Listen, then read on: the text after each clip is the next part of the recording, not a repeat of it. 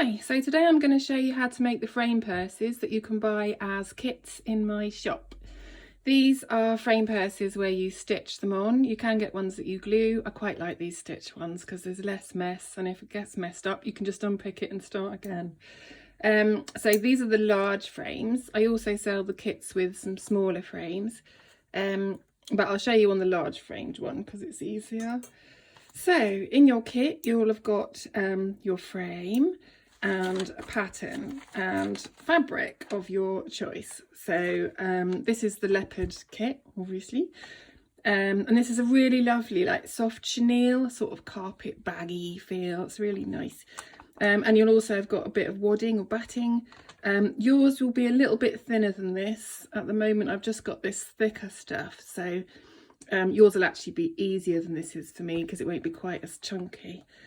And the lining as well. So with your pattern you can cut out your main pieces, cut little notches either side which will be on the pattern as well, and then we shall start sewing it together. So the first thing I'm going to do is just stitch the wadding onto the lining just to make it easier to sew it all together.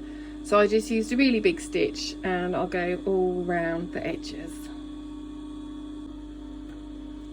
So once you've done the just stitched the wadding around the edge, you can just do this with a really big stitch really quickly. It doesn't have to be neat and tidy, no one's going to see it, but it does need to be right near the edge so it doesn't come through to the inside. Then when you've done that, trim all the wadding or batting off the edges, and you can put right side to right side. Where you've got the little notches, just pin it, and then we're just going to sew down there and down there. The same thing on the front pieces. So you put them together, right side to right side. Where you've got the little notches that you've cut because they were on the pattern, put them together, and the same again, just going to go down. So putting a little pin in will help you know. About centimetre seam allowance will be fine for that.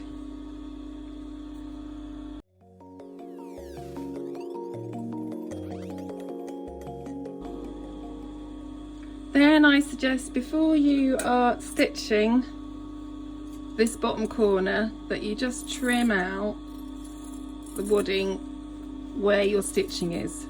Don't make the top bit too skinny, but just where you've stitched, just trim out any bulk because you don't need that, and it's just going to get in the way, especially if you were to use thicker wadding. So the next thing we're going to do is sew up these little corners. I'll show you on this side first because it's easier for you to see. So I'll just trim out these little bits. So we're pulling it apart. So you see that's the bottom. I'm going to this bit. I'm just pulling the two pieces apart to match up. And this is great for any kind of bucket bags. Just trim out the corner, and then you can just sew a little seam in like this, and then you get a bit more space at the bottom. So pull it apart, and then make sure your little seams are pulled apart as well. You don't want to catch them up, so you want them to all be really nice and flat. And then inside, make sure this is really lining up nice and neat and tidy. Okay, so you want to do this for each side, that side, the other side, and the same on those two bottom ones there. Okay, I was going to show you again, but I guess you can just rewind.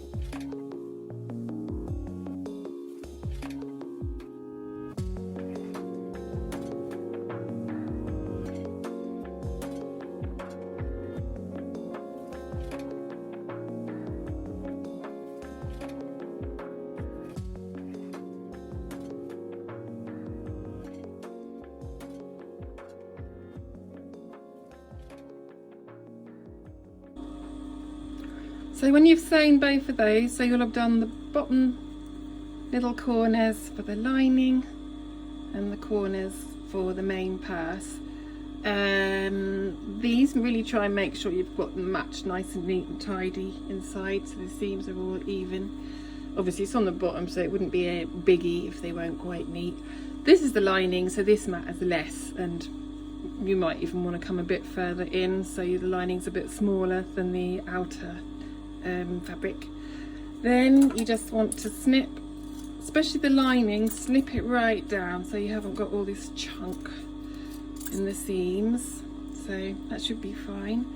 And the same with here, maybe don't go quite as close so you don't fray. If you're worried about it, you could always do another row of stitching behind the first row, but just try and snip out any bits.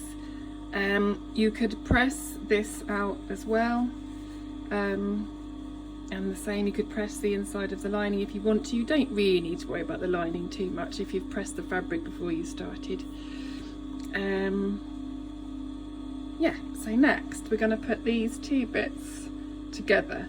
So press this nice and neat, and then trimmed out any excess bits of thread, and I'll show you how to stitch them together. I would say this is probably the only sort of fiddly bit when you're having to basically attach this one like this and like this. You see? So you've got two little mouths joined together, and then you'll be turning them inside out so you can stitch your frame on. So what's really important is that here you're getting these right together, really neat and tidy. So I suggest getting a pin for this bit, and what I do is I put a little pin through that one so I know where it's coming out right at the end of the stitching, and then I'll put a little pin through this one so I can see it's right at the end of the stitching there as well, and then I know it's exactly in place for where I want to start. This pin's a bit too chunky. And the same on the other side, so making sure I've got that stitch and that stitch right butted up together, and then I'm pinning in here just so I know exactly where it's going to start. So then I'll be stitching right around one side, leave just under 1 centimetre seam allowance, stitch around there, and the other side stitching up, leave a space and stitch up. Probably easier to stitch on this side actually, you can really see what you're doing and your foot won't get caught up in the wadding. Or you could hand stitch all of this if you wanted to. That would be a way of making sure you got it really precise in those corners as well. So stitch this side, then that side. Okay.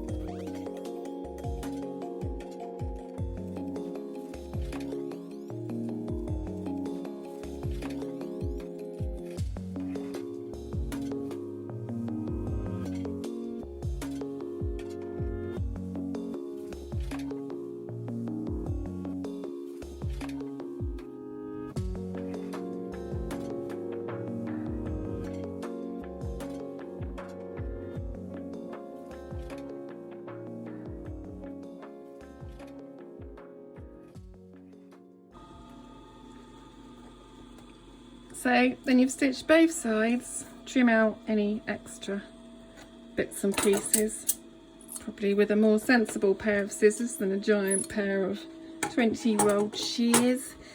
And then you can also trim out any excess again. So I'm going to just trim down, right down on this side. Be careful with this bit though, because it's a bit so gutting when you suddenly cut through something you didn't want to. And I'm going to trim down the other bit of the kind of mouthy bit, but I'm not going to trim too much off the top bit there because I'm going to be turning it out and I don't want to mess it up. And I'm just going to snip those threads so I can turn it out without getting caught up. So the next thing you will do will be to turn this out very, very carefully. Now I've got quite chunky wooden going on here, so it could be a bit of a job, but this is why I've left a really big space there for when I pull it out, because you don't want to end up ripping the sides of it. There it goes. Oh, lost my chopstick again for turning it out. Okay, so sorry, this probably isn't very clear to see this bit on the video. Well, the last video just decided to conk out on me, so let's hope this one continues. Anyway, I couldn't find my chopsticks because I used those to fix the bracket that's holding this camera up. Such a makeshift mess in my studio at the moment. Anyway, so I'm using a paintbrush to just push out the corners, so there, because you find it hard to get into those again once you've got all the lining sewn in. So make sure they're as you want them now, and the same with the top bit, just making sure this is all as I want it. So that'll be one side of your purse, and then you can push the lining inside. As I said, this is really chunky wadding, but I like it. I like a really squishy purse. God, that sounds a bit weird. Okay, this is the other side. So we will need to stitch this in so we can then stitch our frame around it. And you can see how it's starting to come together now. So the next thing, I really don't skip any of these like tacking bits because they're really important. And you'll see why I had to be so neat at the edges there to make sure we didn't end up with any holes. So next I'm going to fold this in and pin it down, and then I'm going to do just some little running stitch, but right on the edge of it, so that it can hold it nice and flat, so when we put this on we're not fighting with it too much. Okay, so you've pinned down the bit that you've tucked in nice and neatly. Press it from the inside. If you're going to press the chenille, press it from the back or very, very low heat, or press from the back of this. So you've got a nice flat lip to work to. And I've already tacked round that side. That was the easy bit. And now I'm just going to tack round this side just the same. I don't know if you've ever heard of something called roll and tack. And this is where you roll the edges out to really make sure you're getting to the right where the seam is. So you don't want it like this, and then you've tacked it in. You'll end up with a real messy shape. You need to have it right with the stitching, so you can roll it between your finger and thumb, and then you can tack. Okay, hope that makes sense. And you know, if you're confused at all with any of this, because I'm not an expert at making tutorials, then please do message me, because the feedback is always so helpful, and never be worried about saying something's not right or you're confused, because it's actually really, really useful. Right, so I'm going to go all the way around. Oh, the sun's come out a little bit. And make sure especially you catch the bits that weren't stitched. You might not need a pin in it.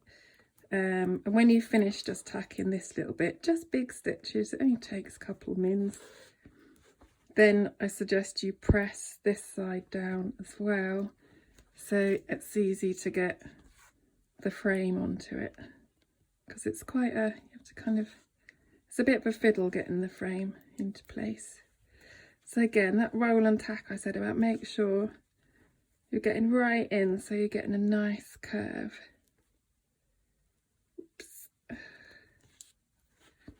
Right round to the side. Don't worry if it's not perfect, it doesn't matter a jot. You're not going to see this. This is going to be inside the frame. Do use like a similar colour thread, though, just in case it can slightly be spotted through the holes, I suppose. Right, okay, so you've gone around both sides. Well, it's a bit off, but it's okay. and then press both sides down, and then I'll show you how to put the frame on next, which I'm sure is quite obvious, but you do have to make sure you've measured it right. So you'll have your purse all tacked around the edges, and you've pressed from the inside to get those two bits really nice and flat. Don't worry if that squishes the wadding flat, because you want it flat there anyway for your frame to go on. Next, you have to make sure that you have a point that's exactly halfway between here and here. So you could do that with a tape measure and just mark it exactly halfway. You could use a ruler to go across, and I know that that's exactly half. But just make sure it's marked halfway. I think a tape measure across is probably going to be the safest bet. Then once you've done that, just put a little stitch to mark your middle point. So it is really important you start in the middle with these frames. If you start on one side, it is so frustrating when you suddenly realise it's a bit like over here rather than in the middle. So you've got your first stitch there, and you want to go through the middle hole, and then that will start you off, and then you make sure that you're right in the right place, and off you go. So then you can, making sure I've pulled this right in at the back, do the first stitch through. God, am I like heavy breathing right into this video? Sorry if I am. And then you know how far apart the holes are, so then your next stitch, grab it, go through, and do this slowly, have patience. It's important to use a thick upholstery thread for this. So I've included in the kits the thread for this bit of stitching. It is just plain black. If you wanted a different colour, then you would need to get your own. Don't just use any old thin cotton that you've stitched seams up with, because that is very likely to snap going in and out of these metal holes all the time. So I really must stress it's important to use a nice heavyweight upholstery thread. Do it slowly, be patient, don't do this kit in a rush, you'll pull your hair out. If you do it with patience though, it's great, and it's really lovely. I love these giant purses, they're great fun, they're really nice presents. Keep everything in them. They have a little, the big ones have this little edge bit, and I tend to hang little bells and charms off there, but you could use it to actually make a strap for it, and it could be a kind of over the shoulder number when we're actually allowed to go out again. Yeah, so keep going round, catching each one. You'll find the first few stitches are really annoying and fiddly as you're trying to push the top bit in, and you'll sort of get into the flow a bit more as you keep going. So you'll be going round this side, stitch, stitch, stitch, stitch, and then you'll be coming back up again that way and down to that side, and then back up, and you'll end up back in the middle again, and all of the holes will be filled. And then you're basically doing the same on the other side. So see if I can do a bit of a speeded up video moment. Okay, so I've sewed one side on, so I've gone round with the stitch, stitch, stitch, stitch, then back up, then down, and then up again. Okay, so you can see how it's come out. Obviously, as this is pink inside, I can see the black stitching. The other kit has a black inside, so you won't see the stitching, but that's entirely up to you what colours and things you want to use. It's reasonably neat and tidy. So just the same on the other side, really. Make sure you've measured halfway between the little, where the gap is, there to there. My gap's a bit too low actually. And then you start there and go through the middle hole. Okay.